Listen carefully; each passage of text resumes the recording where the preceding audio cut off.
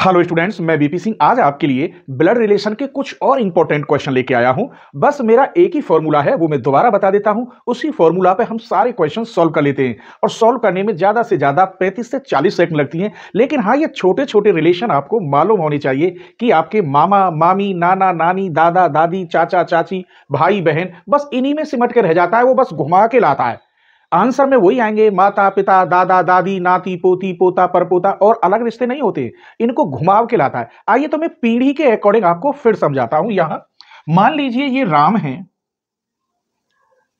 तो राम का भाई अगर होगा तो वो इसकी सीध में आएगा, बहन होगा तो भी इसकी सीध में आएगा। राम के भाई बहन एक ही पीढ़ी में पैदा हुए हैं। अगर इनके पिता होंगे तो वो यहां आएंगे ऊपर, एक पीढ़ी पहले पैदा हुए। अगर राम का बेटा हुआ तो वो नीचे आएगा। क्लियर? अगर राम का चाचा होता है तो वो पिता के बराबर में आएगा, चाचा। अगर राम की बुआ होती है तो भी वो यहीं आएगी बराबर में। अगर राम का बेटी होती राम की तो वो इसकी बराबर में ही आती, इसकी बहन या बेटी। इसकी बेटी होती तो इसके बराबर में ही आती। राम किसी का पोता है तो राम के दादा यहां ऊपर आते। राम का पोता होता तो इसका बेटा होता, बेटे का बेटा, तो वो यहां नीचे आता। बस ऐसे ही चार्ट बना लेते हैं और इसी चार्ट से हम बड़ी आसानी से क्वेश्चन सॉल्व कर लेते हैं। थोड़ा पढ़ने में तो टाइम लगेगा ही, क्वेश्चन पढ़ना पड़ेगा और चार्ट के अकॉर्डिंग आप उसे 30 से 35 सेकंड में सॉल्व कर लेंगे। बस समय की ही पाबंदी होती है ऐसे क्वेश्चनों को सॉल्व करने की। तो चलिए इस क्वेश्चन को पढ़ते हैं। ए बी का भाई है। यहां जो बी है, बी का भाई, मैं यहां लिख रहा हूं भाई। क्या है? ए है। ए ये वाला बी का भाई है। आगे चलते हैं सी। ए की मां है, इसकी मां यहां ऊपर आएगी, सी। ये मां है। अभी हमें ये तो पता है ए बी का भाई है, ये तो है मेल, लेकिन इसकी नहीं पता ये मेल है या फीमेल है। आगे देखते हैं। बी डी की पोती है। डी की पोती का मतलब यहां होते पिता और फिर यहां दादा। इसका मतलब बी डी की पोती है। तो स्वाभाविक है, जब ये दोनों भाई बहन भाई हैं, ये पता नहीं कौन है, अभी दिया नहीं है, इसका भाई है, तो ये भी इसका पोता हुआ। क्या हुआ? पोता। भाई ये डी की ये पोती है, ये इसका भाई है, तो ये इसका पोता हुआ। आगे चलते हैं। तथा एफ ए का बेटा है। बेटा ए का यहां नीचे आएगा एफ। तो आप ये बता सकते हैं डी का इससे क्या संबंध होगा? परपोता। क्या होगा? डी का एफ से संबंध परपोता, ये बेटा। तो एफ का डी से क्या संबंध होगा? ये तो मैंने बता ही दिया आपको। डी का एफ से क्या होगा? परपोता। यही पूछ रहा था। तो चार्ट के साथ ही आप रिलेशन बनाते हुए जाएंगे तो आंसर अपने आप आ जाएगा। इसका मतलब B is the right answer. ये क्वेश्चन कैसा लगा प्लीज आप कमेंट करके जरूर बताएं। मैं आपको उल्टा सीधा नहीं बताता कि यहां ब्रैकेट बनाइए, कि प्लस का साइन करिए, कि माइनस का, जिससे आप चक्कर में फंस जाएं। सिंपल लिखो, प्लस माइनस आप भूल जाएंगे तो रिलेशन कैसे समझेंगे? जैसे मैंने यहां मां लिख दी, यहां पोता लिख दिया, भाई परपोता, ऐसे लिखते चलिए, अपने आप आंसर आ जाता है। ठीक है।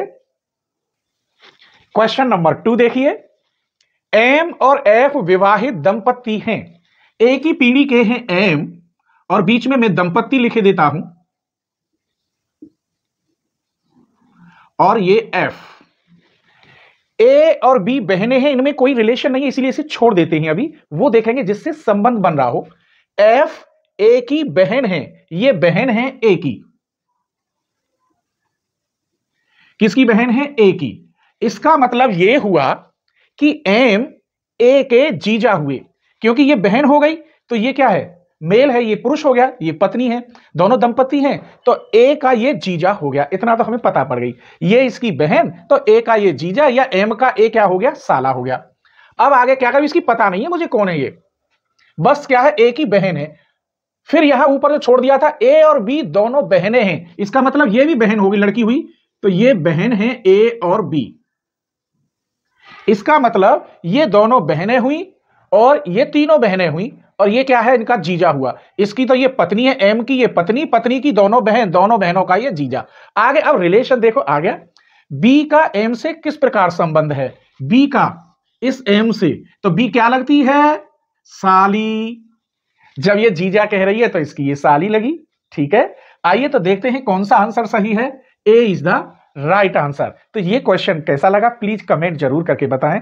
एक क्वेश्चन बनाने के लिए मुझे काफी टाइम लगता है। ठीक है, क्वेश्चन नंबर 3 देखिए। ए और बी भाई हैं, तो ए यहां ले लीजिए, ए की पीढ़ी में आएंगे, दोनों बराबर में ए और बी भाई हैं। ई एफ की पुत्री है, इसे छोड़ दीजिए क्योंकि यहां इनसे कोई कनेक्ट ही नहीं हो रहा। एफ बी की पत्नी है, बी की पत्नी है एफ, तो ये पत्नी है एफ।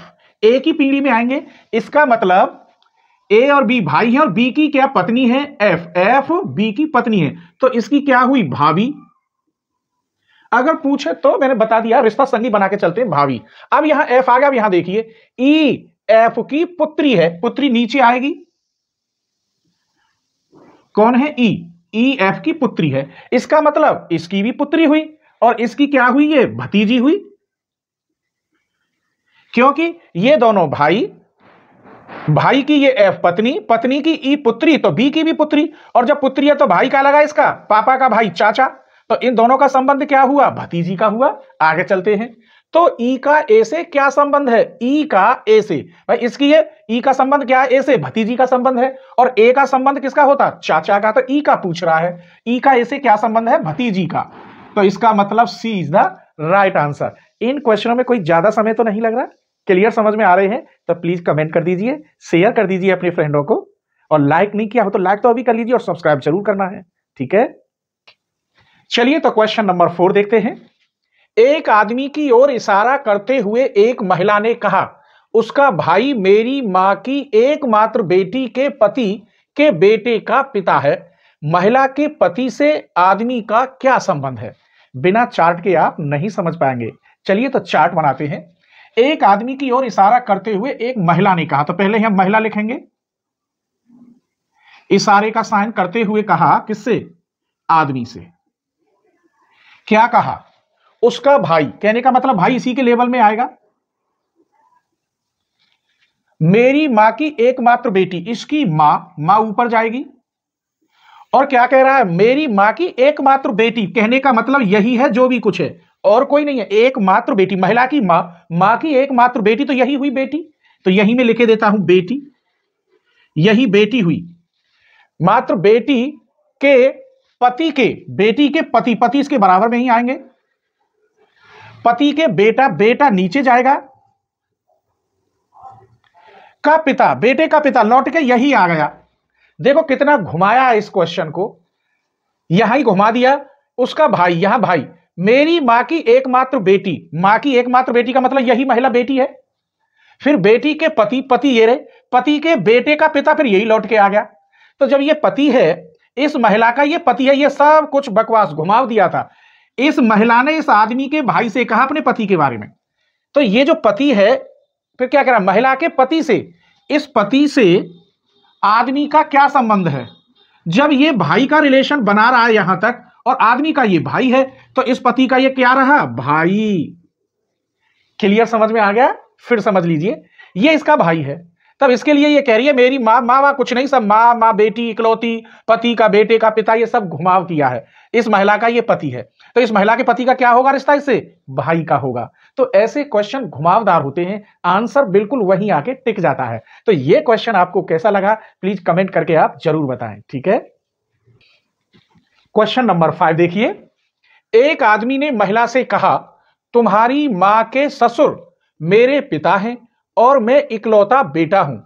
आदमी का उस महिला से क्या संबंध है। बड़ा सिंपल क्वेश्चन है। एक आदमी ने महिला से कहा,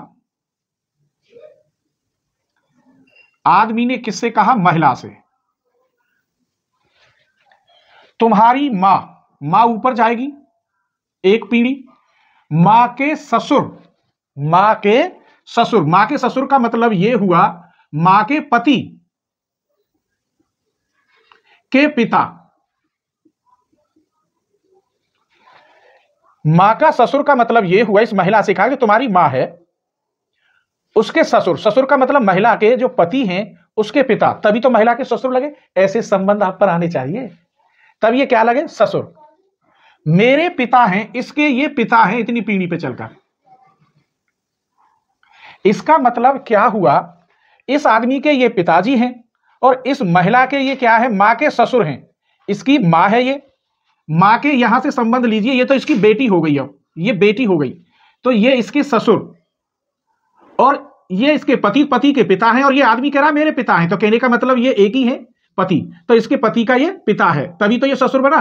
तब इसका ये जो है क्या है, आदमी इस महिला का पति है, तब इसके पिता है और इस महिला के ये क्या है, वो ससुर हैं। मैंने यहां पिता लिखी है ना, महिला के पति के पिता, इस मां के पति के पिता, कहने का मतलब ससुर, और इसके ये पिता हैं।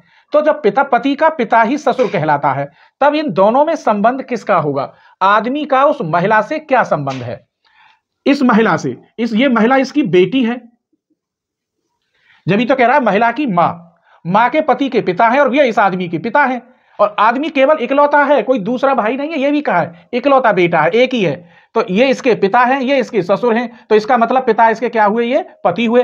अब पति हुए, ये दोनों पति पत्नी हुई, तो ये बेटी है, तो आदमी का इससे किसका संबंध है, पुत्री का, यहां पति नहीं पुत्री है। आदमी का इस बेटी से किसका संबंध है, पिता का। आदमी का उस महिला से, इस महिला मींस बेटी से किसका संबंध था, पिता का। क्लियर। तो ये क्वेश्चन कैसा लगा प्लीज कमेंट करके बताना, और आज की वीडियो आपको कैसी लगी ये भी जरूर बताना, ठीक है।